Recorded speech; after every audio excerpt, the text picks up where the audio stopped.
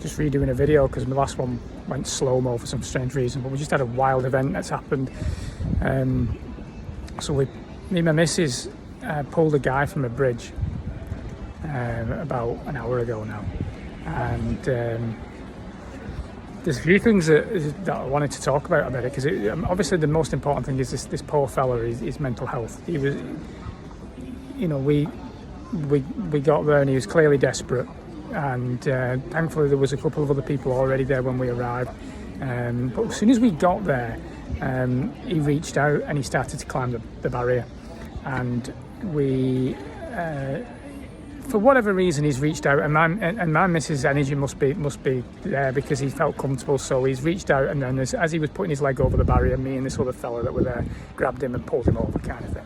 And then he kind of went off, as you would, like a scared rabbit, innit, so I went after him, found out where he was going, and he was going to his brother's, he said. So I said, look, I'll give you a lift, tell me where he is, and managed to get him in the back of our car.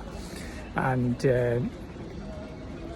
so get him in the back of the car, and the madness of all, I mean seriously, it's all mad anyway, isn't it? Anything could have happened at that point. What's blowing my mind a little bit at the moment is the timing of everything. It's so perfect. The timing is perfect that we got there at that time. Yesterday I decided I was going to have a day off. I normally don't have a day off. Yesterday I was knackered. I decided I'm having a day off. So if I hadn't had a day off, what would have happened? I certainly wouldn't have been there. Then the fact that me and the missus decided to go to Preston this morning, the fact that she took some time to get ready, the fact that length of time is perfect, the fact that I decided I needed to get some fuel before we set off properly, all this is like literally perfect. We get him in the back of the car, and then a police car is going past at that time, where we were to flag them down for some support. As soon as the police came to us, looked at my clock, and it was 11:11. Now, anyone who knows my story, there's quite a significant number on my journey, 11:11. And then we looked over the motorway bridge, and there's a truck moving forward that said MJMay. My daughter's nickname is MJ, and she calls herself May. It's just so weird, all the synchronicities that's lined up to it all.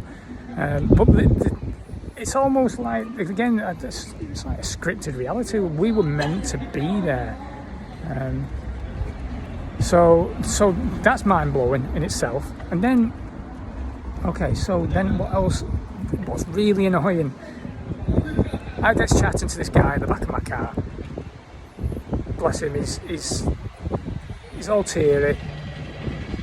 And thankfully he's able to talk to me a little bit, find out that he wants a pint, so I'm like saying, okay, I'll take you for a pint, and I wrote my number down, give him my number, and said, just give us a text, I'll pick you up, I'll take you for a pint. I don't drink myself anymore, but let's get him out. He needs some love in his life. We all need it.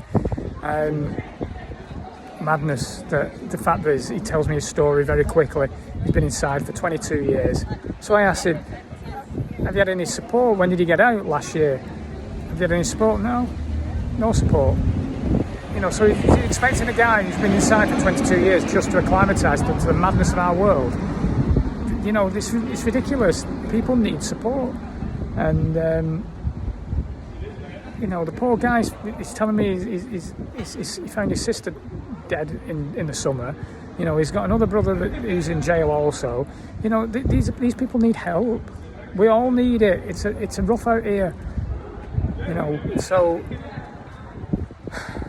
thankfully he's okay at this stage, but we only saved him for that moment, haven't we? He needs some proper support.